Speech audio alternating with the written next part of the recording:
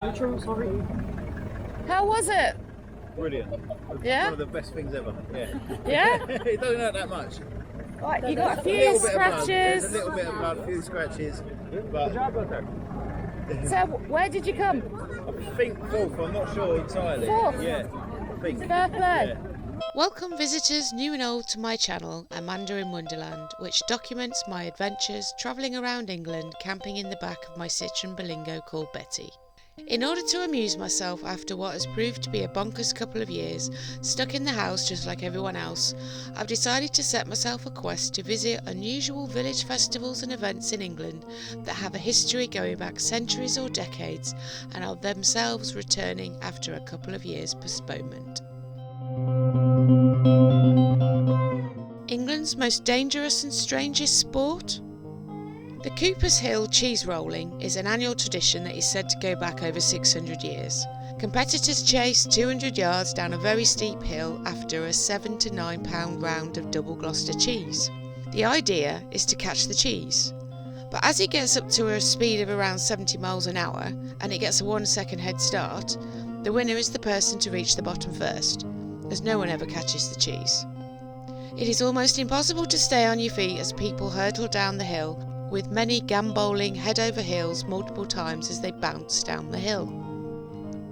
There are several races throughout the day, several men's races, a women's race, and even kids get the opportunity to join in by racing up the hill rather than down. Adults win the cheese, the kids win sweets.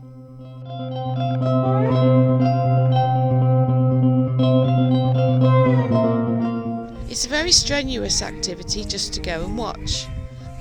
Parking is at a premium in the nearest village of Brockworth, which is a mile or so away from Cooper's Hill itself.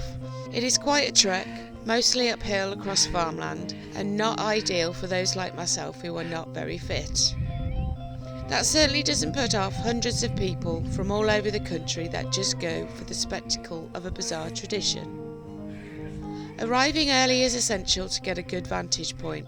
Even though I arrived an hour and a half before the first race at midday, the crowds were already several deep along the entire course.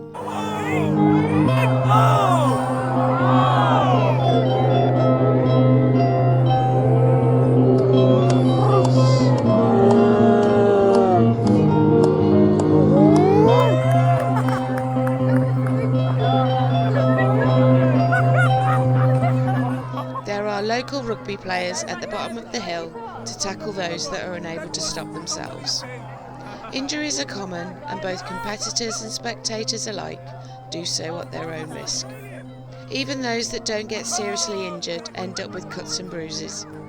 In 1997, 33 people were treated with injuries ranging from splinters to broken bones.